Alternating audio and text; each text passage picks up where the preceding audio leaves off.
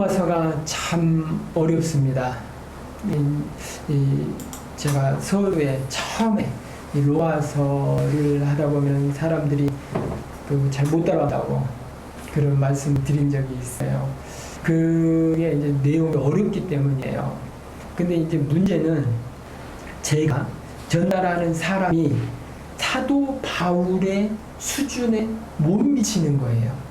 사도 바울의 수준에 미치면 그 정도 급이 되면 이거를 이제 참 이렇게 이제 맛있게 요리해가지고 탁탁탁탁 이렇게 해가지고 이제 차리해서 이렇게 맛있게 집어서 드시기만 하시면 되게 할 텐데 제가 이 사도 바울 수준까지는 못 돼가지고 이것을 그냥 있는 그대로 이렇게 전달을 하다 보니까 여러분들이 이것을 이제 이게 참 맛있게 요리가 돼가지고 이렇게 딱 집어서만 먹으면 되는데 그게 안 되고 여러분들도 이제 이것을 좀 다듬어서 드셔야 되는 그런 차원이 된 거죠. 참 죄송스럽게 생각합니다.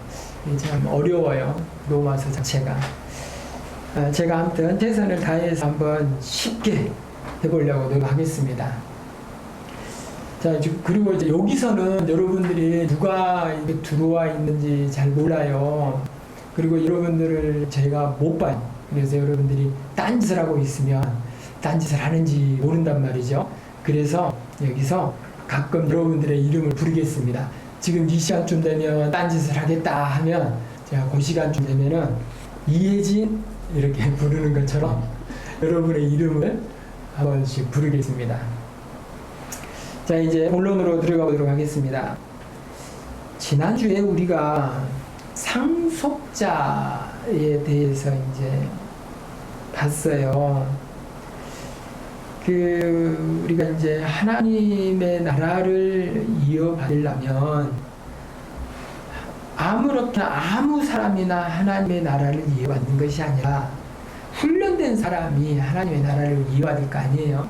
그리스도하고 이렇게 딱 연합된 사람이 하나님의 나라를 이어받는 것이잖아요. 아무나 이어받지 않잖아요. 우리가 대기업을 보더라도 아무나 상속자로 이렇게 하지 않죠. 피가 섞여야 상속자죠. 훈련을 받아야 상속자잖아요.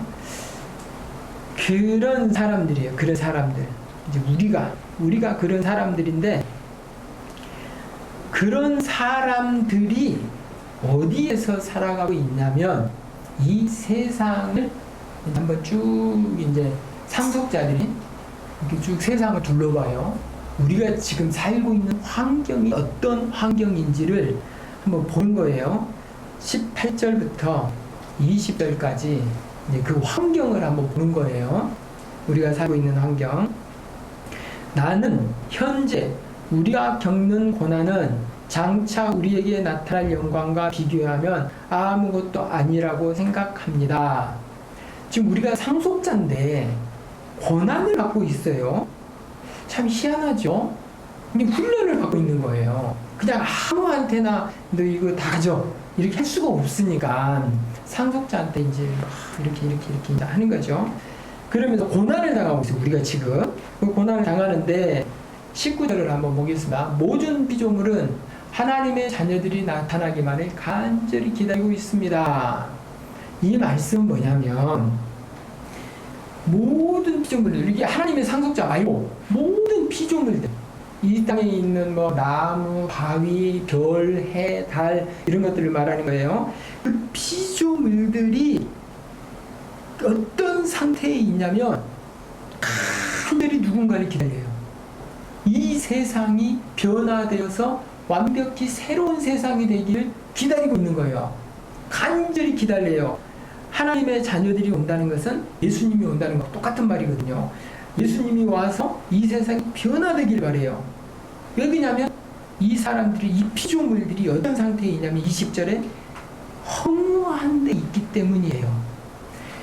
언제부터 허무한 데 놓여 있었냐면 이 피조물들이 아담이 타락할 때부터 모든 피조물들이 완전히 허무에 빠져버렸어요. 소망이 없어요. 이들은 소망이 없는 그런 사람들이에요. 그런 세상이에요. 해, 달, 별, 나무 이런 것들은 원래 하나님이 창조하신 아름다운 것들인데 소망이 없는 허무한 데 빠져버린 그런 존재들이었어요. 이게 참 허무해요, 삶이. 그런데 여러분들이 그렇지 않은데요. 제가요 로또를 샀는데 로또를 가지고 있으면서 한 주 동안 굉장한 소망이 있었는데요. 이렇게 생각할 수 있어요. 그런 게 지금 소망이라고 말하는 게 아니에요. 또 어떤 사람은 제가요 대학에 진학을 해서요 이제 대학을 졸업만 하면 제가 판검사가 되고 뭐가 되고 막 엄청나게 될 거거든요. 이런 소망이 제가 있는데요. 이런 소망을 말하는 게 아니에요. 또 어떤 사람들은 이번에 우리 딸이 시집을 가게 됐는데 사이가 진짜 기가 막히게 멋진 사이를 지금 만나게 됐습니다. 우리 딸 결혼식을 제가 소망하고 있습니다. 결혼만 해봐라 진짜 얼마나 행복한 가족이 될까, 이런 걸 소망하고 있습니다. 이게 지금 소망이라는 게 아니에요. 지금 제가 한번 비유를 한번 들어볼게요. 어떤 이런 우리가 가지고 있는 이 소망이 어떤 수준의 소망인지 한번 예를 들어볼게요. 어느 마을에 재개발이 된 마을이 있었어요. 그러니까 재개발이 될 거니까 사람이 다 떠나고 없어요. 아무도 없는 그런 마을이 되죠. 텅 비었어요. 그 마을의 가운데에 우물이 있는데 그 우물이 사람들이 우물을 이렇게 막 길러먹고 그 시끌시끌하고 막 떠들고 막 왁자지껄한 사람들이 모이던 그런 우물이었어요. 그런데 사람들이 싹 떠났거든요. 아무도 없어요. 그러니까 그곳에서 살고 있던 개구리들이 조용하다. 이제 좀 사람 산 것 같네. 그 동네 사람들 다 떠나니까 너무 좋다. 이제부터 우리는 이제 좀 배우게 좀 먹고 살자.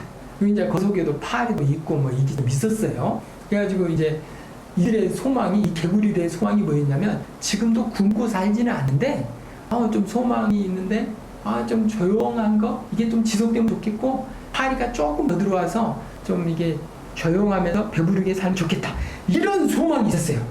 그러나 저 멀리에서는 폭브레인이며 뭐 중장비며 쫙 대기하고 있어. 언제든지 이 마을을 지금 이 땅에서 마을 자체 완전히 막 다 뒤집어 버리려고 하고 있거든요. 그렇게 되면 이 개구리는 어떻게 되겠어요? 당연히 죽죠. 뭐 파묻혀 죽고 뭐 어떻게 깔려 죽고 죽겠죠. 근데 이걸 몰라요. 그러면서 개구리들은 소망이 있었던 거예요. 우물 안에서 파리 좀 더 먹으면 좋겠다, 이 조용함이 조금 더 길어지면 좋겠다, 이런 소망이 있었던 거예요. 그런 소망을 우리가 소망이라고 하지 않잖아요. 바로 이런 상태예요. 우리가 이 땅에서 가지고 있는 소망이라는 것이, 예수님을 뺀 소망이라는 것이 바로 이 개구리가 가지고 있는 이 소망 정도예요. 우리가 이 소망이다 하면 여기에 20절에 있는 말씀으로 보면 하지만 소망은 있습니다 하는 그 소망은 예수님하고 함께 있을 때 소망이야. 예수님하고 함께 없으면요, 예수님하고 이게 연합된 상태가 아니면 어떤 상태냐고 똑같냐면 허무한 상태하고 똑같아요. 이 모든 세상에 있는 모든 만물이 허무한 데 있다고 그랬잖아요. 이 피조물들이 허무한 데 있는 거, 그런 거예요. 그런 거. 예수님하고 상관없는 그런 상태. 그러면은 21절을 한번 보겠습니다. 그것은 피조물도 썩어짐의 굴레에서 해방되어 하나님의 자녀가 누리는 영광스러운 자유에 참여하려는 소망입니다. 예수님하고 상관없는 상태에 있는 사람들은 허무한 데 있어요. 그런데 20절 마지막에 소망이 있다고 그랬는데 이 소망은 허무한데 이 썩어짐에서 굴레에서 벗어난 예수님과 함께하는 소망이에요. 하나님 나라로 바뀌고 하나님의 자녀로 바뀌고 그래서 영원한 영생의 소망을 가지는 그런 소망이에요. 우리가 이런 소망을 좀 깨우치면 좋겠어요. 이렇게 좀 예를 한번 들어보면 좋겠네요. 이게 다 안 다가오거든요. 이게 사람들 생각에 이 우리의 생이 꽤 오래 지속될 거라고 생각하기 때문에 지금 이게 안 다가와요. 유럽에 환경운동가인 사람들이 있어요. 뭐 여러 사람들이 있죠. 뭐 크랜베리라든가 뭐 이런 사람들이 있는데 그런 사람들이 이게 피켓을 들고 런던 시내에서 이렇게 시위를 했어요. 그 시위를 하는 날이 마침 비가 왔어요. 비가 오는데 런던 시내에서 데모를 해보니까 교통체증도 생기고 또 지하철 그쪽이 붐비고 막 이렇게 됐단 말이에요. 출근을 해야 돼요, 사람들이. 그러니까 사람들이 따졌어요. 야, 이 사람들아, 당신들 때문에 내가 비를 더 맞고 지금 일이 생겨, 직장도 하고 지금 지각하고 이랬어요. 그런데 환경운동가들 생각에는 무슨 생각이 있었냐면 지금 런던이 초토화되고 싹 죽게 됐는데 직장인 문제입니까? 이 사람들은 지금 그런 위기의식, 절박한 마음으로 그 런던 시내에서 피켓을 들고 거거든요. 이 지구가 멸망한 위기에 처해 있는데 그 직장 가는 게, 그 지각하는 게 그렇게 대수냐, 이런 마음이었어요. 그런데 이 평범한 사람들은, 그 환경에 관심이 없는 사람들은 지각한 게 문제예요. 지각한 게. 또 내가 비를 더 맞았던 게 문제예요. 그래갖고 막 따진 거죠. 당신들 때문에 지금 내 이게 이렇게 됐는데 이거 어떻게 돼? 보상을 할까? 뭐 이렇게 이제 막 따졌죠. 지금 이런 차원이에요. 어떤 사람들은 꼭 이 지구 자체가 멸망할 것이고 위기가 올 것이고 이런 의식이 있는데, 어떤 사람들은 우리의 삶이 꽤 오래 지속될 거라고 믿는 거예요. 그리고 여러분들 생각 속에 최소한 예수님이 이 명절 기간에 안 올 것이라는 믿음이 있는 거예요. 그래서 여유가 있어요. 최소한 이번 주 안에는 예수님이 오지 않을 것이라는 그런 믿음이 있어요. 그래가지고 이 피조물의 허무함이라든가 뭐 이런 거에 대해서 관심이 없어요. 최소한 내가 살아있는 동안에는 예수님이 안 오실 것이다, 이런 믿음이 있어요. 이래가지고 피조물이 허무한지, 이 세상이 멸망할 것인지 뭐 이런 거에 대해서, 그리고 이 소망에 대해서 어릴 때 목사님 이제 또 노마서 설교하시는데 뭔 소리인지 하나도 못 알아듣겠네, 이러실 수 있어요. 이쯤에 대해서 이제 이름 한번 불러줘야죠. 누가 이제 해체하고 있나. 박순희 집사님, 자, 여기서 안 보이지만 이렇게 이제 손 한번 들으시고요. 해찰할 때 한 번씩 이렇게 이름을 부르겠습니다. 우리 박순희 집사님께서 명절 프로그램이 있어요. 이렇게 딱 어디 하려고. 그 마음속에는 피조물의 허무함이라든가 최소한 명절 가운데 예수님이 오시지 않을 것이라는 그런 믿음이 있어요. 그래서 이 플랜을 다 짜놨어요. 이런 거죠.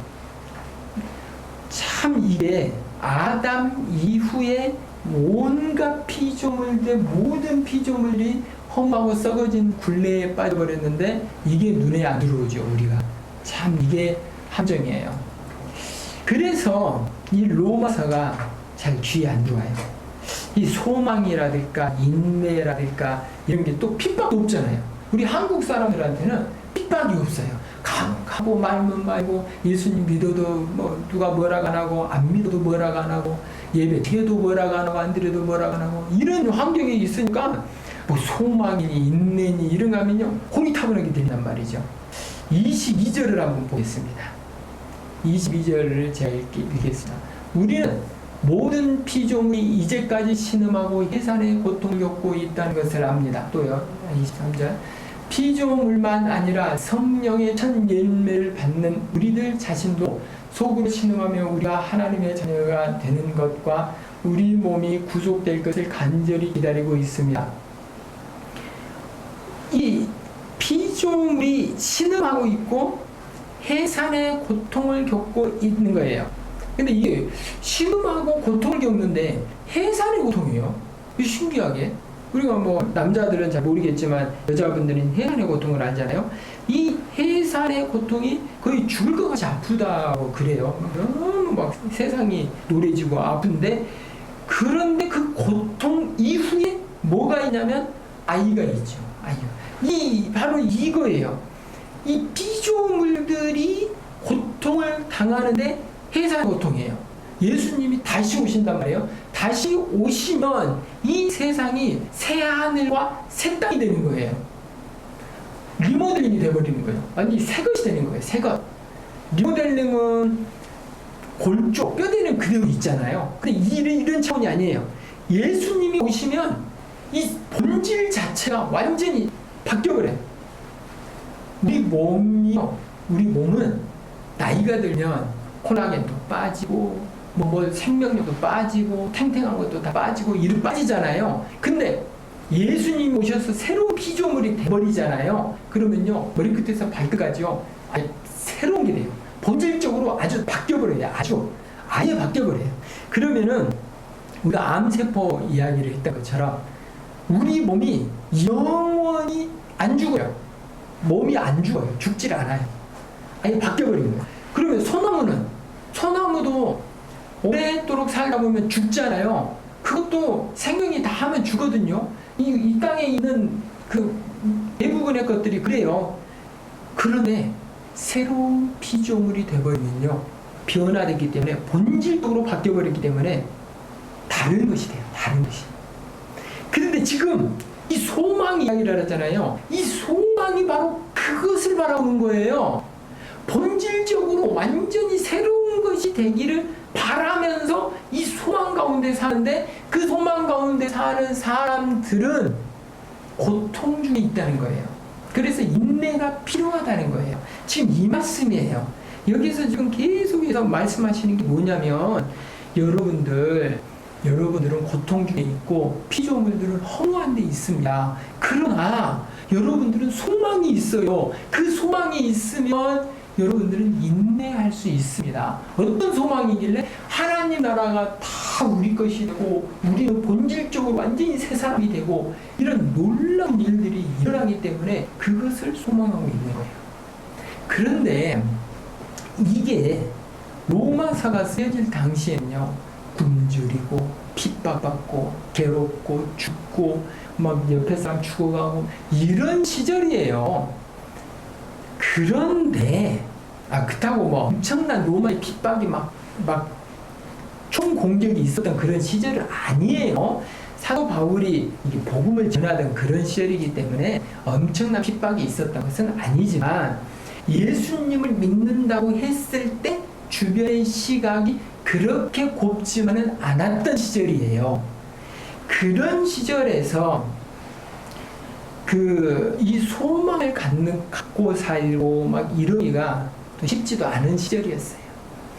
그런데 대한민국에 살고 있는 우리들은 이것이 정말로 잘 다가오지 않는다는 것입니다. 왜냐하면 넉넉해요. 대한민국에서 살고 있는 분들, 현재 이 방송을 보고 있는, 이 유튜브를 보고 있는 여러분들은 문명의 그 최고봉에 있는 그런 것으로 이걸 보고 있어요. 컴퓨터로 보든지 TV로 보든지 이런 기술이요, 우리 60억 인구 중에 여러분들이 가지고 있는 삼성, LG 이런 것이 지금 TV 보고 있는 게 거의 다 그렇잖아요. 이런 것들을 누릴 수 있는 사람들이 얼마나 되겠어요? 별로 없어요. 60억 인구 중에 편히 소파에 앉아가지고 집에서 이 기계를 가지고 예배를 드릴 수 있다는 거 별로 없습니다. 그리고 60억 인구 중에 여러분들 오늘 아침에 보일러에서 언제나 틀면 나오는 물 이렇게 편안하게 샤워도 하고 씻고도 하셨잖아요. 이걸 누릴 수 있는 사람이 몇 명이나 되겠냐고요. 그래서 한국 사람들은요, 60억 중에 상위에 거의 10% 엄청난 랭킹 안에 들어와 있어요. 대한민국이 누리고 있는 수준이요, 웬만한 선진국은요 따라오기 쉽지 않은 그 정도의 수준을 누리고 있어요. 대한민국이 어마어마한 겁니다. 이렇게 누리면은요 무슨 일이 벌어진지 아세요? 웬만한 거는 눈에 안 들어와요. 여러분들 이제 뭐 어떤 사람이 해외여행 갔다 와서 뭐 물건 사오잖아요. 뭐 엄청나게 외제야? 어머, 나 이거 너무 좋았어. 나 이거 진짜 기다렸어. 이런 거 보셨어요? 웬만하면 저희 나라에서 만든 것보다 떨어집니다. 그렇기 때문에 무엇을 갖다 줘도요. 그랬어? 이번에 추석 선물 많이 받아보셨잖아요? 추석 선물 받았는데 뭐 평소에 보도 못한 거 막 이런 걸 갖고 와서 나 이거 진짜 막 갖는 게 꿈에도 소원이었는데 이랬었어요?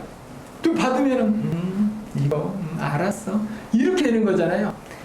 우리가 이런 세상에 살아요.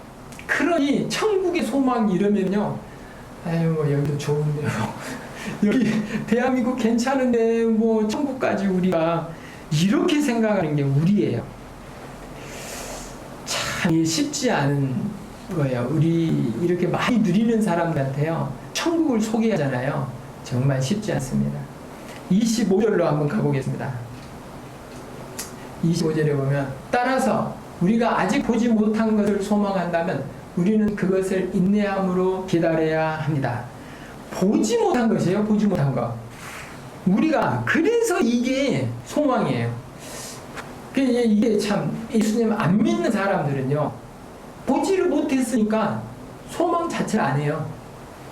못 봤는데요 소망을 하겠어요? 소망을 안 합니다. 그러면 예수님 믿는 사람들은 그것을 못 봤는데 본 것으로 여기고 이렇게 소망해야 되잖아요. 이것을요 눈으로, 육신의 눈으로 보지 못했는데 우리가 느낄 수가 있어야 돼요. 어떻게 되냐면은, 봐봐요. 우리가 이제 직장이라고 쳐봐요. 어떤 사람은 직장이 좋아요. 약간 막 가고 싶어요. 또 어떤 사람은 직장이 싫어요. 왜냐하면 왕따 당하니까. 그냥 너무 싫어요. 직장 막 끌려가는 거예요. 도산장에 끌려가는 거예요. 직장에 가는. 그런데 예수님과 연합한 사람이 직장에 있어요. 나 말고. 그러면은 그 사람하고 이 신앙의 동지가 돼요. 그럼 신앙의 동지가 되면 그 직장에 예수님의 임재가 느껴진단 말이죠. 그리고 그 직장이 예수님의 다스리심, 하나님의 다스리심이 형성돼요. 그런 임재가 느껴져요. 그러면 그것이 하나님의 다스리시는 장소가 되잖아요. 사람들이 모이는 곳이 되잖아요. 그럼 그런 곳을 우리는 뭐라고 하냐면 두 글자로 천국이라고 그래요. 하나님의 통치가 이루어지는 곳, 예수님의 이름으로 무엇인가가 이루어지는 곳, 이런 것을 우리는 천국이라고 그래요. 그런데 이 천국이 이 땅에서 맛봐진단 말이죠. 그래서 천국의 기쁨이 맛봐졌어요. 그러면 그게 눈으로 보여진 것은 아니지만 느껴진 우리는 천국을 소망할 수 있게 됩니다. 그런데 이런 것들 믿지 않는 사람들한테 설명해봐요. 감이 안 온다고요. 달팽이 먹어보지도 않고 들어보지도 않았고 보지도 못해본 사람들한테 달팽이 요리 이렇게 하면 어떻게 되는지 아세요? 징그럽게 해져요. 그런 거 어떻게 먹어?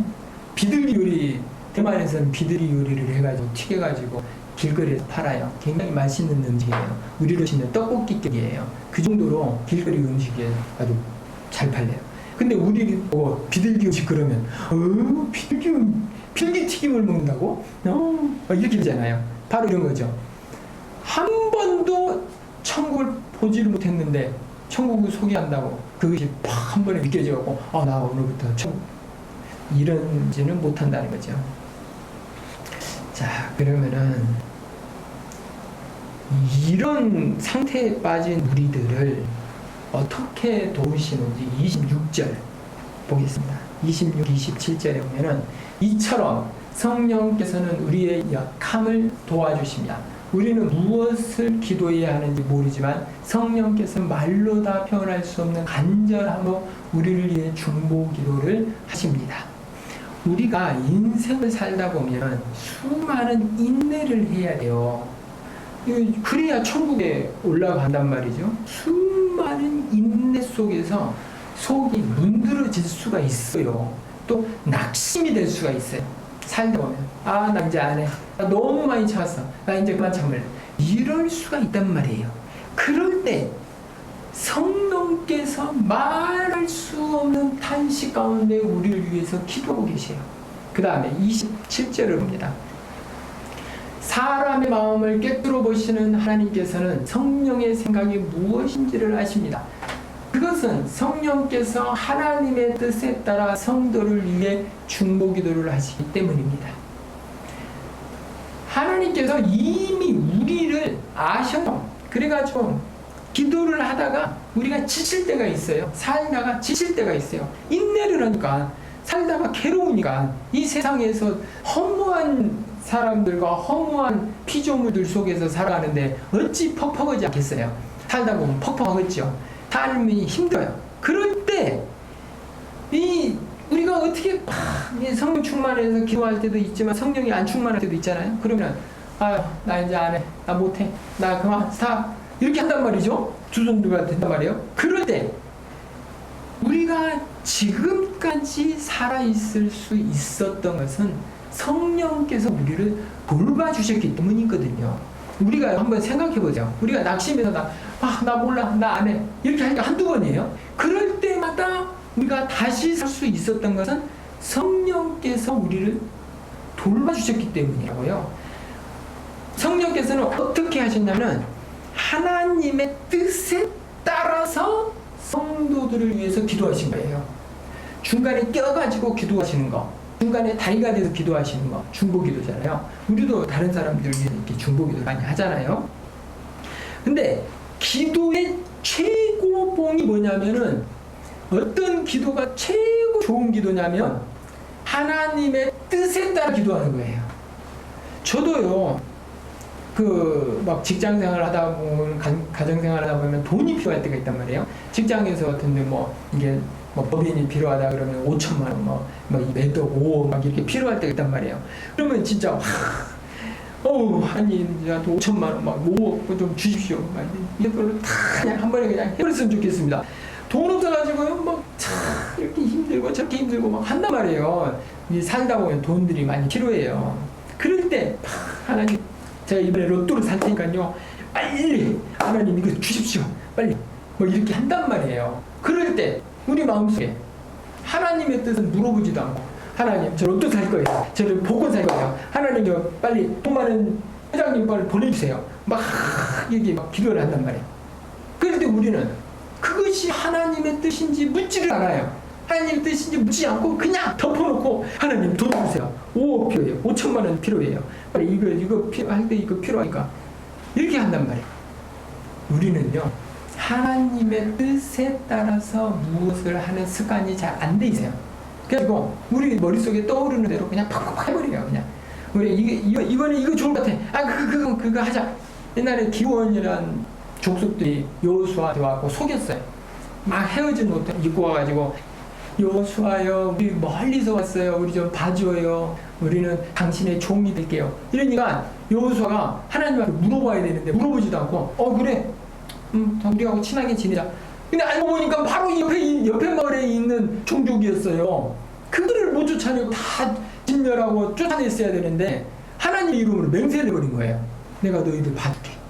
이렇게 돼버리니까 그들이 그 옆구리에 가시가 돼가지고 계속 후손들까지 계속 가시 역할을 했던 그런 족속이 되죠.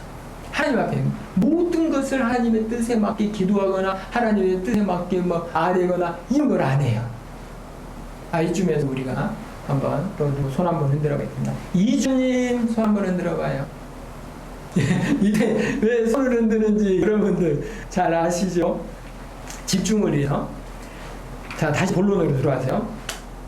우리가 이 세상에 살 때 하나님의 뜻에 맞게 기도를 한다거나 하나님의 뜻에 맞게 산다거나 피조물들의 허무한 데서 벗어나서 우리는 소망 가운데, 맨날 소망 가운데 산다거나 이럴 수가 없다는 거예요. 살다 보면 소망도 잊어버리고, 살다 보면 허무한 데 그냥 빠지고 허우적거리기도 하고, 살다 보면 하나님의 뜻에 맞는 기도도 못하고 이렇게 살 수가 있다고요.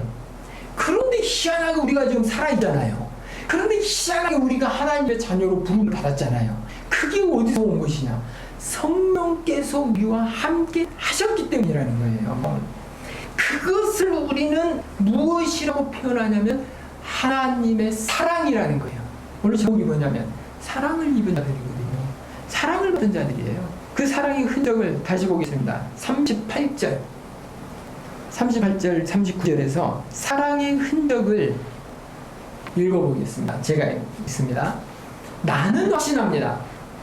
죽음이나 생명이나 천사들이나 하늘의 권세자들이나 현재일이나 장래일이나 어떤 힘이나 가장 높은 것이나 깊은 것이나 또 그 밖에 어떤 피조물이라도 우리를 우리 주 그리스도 예수 안에 있는 하나님의 사랑에서 끊을 수 없습니다. 우리가요, 마치 우리가 신앙이 아주 좋은 그런 사람들로 착각을 하시면 안 돼요. 내가 신앙이 좋아서 나는 하나님 앞에 붙들려 사는 거야. 이게 착각이에요. 그것도 사람들 생각에 목사님이나 되니까 그렇게 사시는 거죠. 착각이에요. 목사님도 똑같아요. 여러분들하고 똑같은 사람이에요. 그런데 왜 목사님들은 좀 더 낫고 좀 더 하나님 앞에 붙들린 것 같고 하나님의 뜻을 더 묻는 것 같냐면 성령 충만을 성령께서 붙들어 주시니까 그래요. 하나님의 말씀으로 특별히 목회자들을 더 붙들어 주셔요. 그 붙들어 주셔서 하나님의 사랑을 입은 것이지 목회자들이 좀 더 나아가지고 좀 더 이렇게 하는 거 그런 거 없어요. 사람은 다 똑같은 사람인데 하나님께서 귀하게 교회를 위해서 이렇게 쓰시는 것이에요. 많은 성도들 섬기라고 특별히 더 사랑을 주시는 것 같아요. 제 생각에는. 제가 뭐 어떻게 잘나가지고 더 사랑을 입고 그런 것은 아니에요. 그러니까 이 모든 것이 한마디로 하면 지금까지 제가 막 여러 말씀을 드렸잖아요. 그 모든 거 다 잊어버려도 돼요. 지금 말씀드리는 거 요거 하나 다 기억해야 돼요. 확신하는데 사도 바울도 확신했고 저도 확신하는데 죽음도 생명도 천사도 권세자들도 하나님이 주시는 사랑에서 우리를 끊는다? 못 끊어요. 있을 수 없어요. 하나님이 끊으면 끊어요. 근데 하나님이 끊지 않았는데 우리 성도들이 뭐 성도 아니고 이제 막 험한데 돌아갑니다. 있을 수 없어요. 하나님께서 계속해서 우리를 붙드시고 있어요. 그 방법이 뭐냐면 여러 가지 방법이 계시는데 오늘 본문에 나오는 말씀으로 성령께서 말할 수 없는 탄식 가운데 우리를 위해서 기도하고 있는 거예요. 근데 어떻게 기도하냐면 하나님의 뜻에 맞게 하나님의 뜻에 맞는 기도를 날마다 하시니까 우리가 살아있는 거예요. 성령께서 중간에 끼어서 중보기도를 하시니까. 이게 어디서부터 시작되냐? 그리스도와 연합한 데서부터 시작된 거예요. 우리가 뭐 하나님 이제부터 저 믿도록 하겠습니다. 저 가시죠. 이렇게 하고 되는 게 아니고 그리스도가 열쇠예요. 예수님이 열쇠예요. 예수님이 우리하고 연합했으니 된 것이지 예수님 빠져버리면 택도 없는 이야기예요. 지금까지 있는 모든 이야기는 없었던 거예요. 없었던 거. 예수님이 우리 삶의 열쇠예요. 예수님이 이 세상의 열쇠예요. 예수님이 모든 것의 열쇠예요. 예수님이 있어야 돼요. 그래야 성령님도 사역이 있는 거예요. 예수님 없는데 성령님 사역이 있다? 있을 수 없어요. 오늘 내용들이 정말로 많았습니다. 자, 이제 말씀을 읽어보겠습니다. 36절로 37절까지 말씀을 맺습니다. 성경에 이렇게 기록되어 있어요. 우리는 하루 종일 주님을 위해 죽음의 직면에 있다고 직면하고 있습니다. 우리는 도살자갈 양과 같은 대접을 받았습니다. 이게 우리의 현 주소예요. 그러나 우리는 우리를 사랑하시는 하나님을 힘입어 이 모든 것을 이기고 남습니다. 우리를 사랑하신 분이 하나님이에요. 그것 때문에 우리가 사는 거예요. 우리는 어떤 상태에 있냐면 우리는 도살당한 양과 같은 그런 사람들이에요. 죽음의 직면에 있는 거예요. 우리가 원래는. 근데 그리스도하고 연합해서 지금 하나님의 사랑을 입은 사람으로 바뀌어 있는 거예요. 하나님의 사랑을요 절대 잊어버리면 안 돼요. 우리가 요만큼 숨쉬고 살고 요만큼 우리가 이렇게 사는 거 절대적으로 하나님의 사랑이지 내가 뭐 어떻게 잘나서 된 거 하나도 없습니다. 자, 이제 기도하도록 하겠습니다. 하나님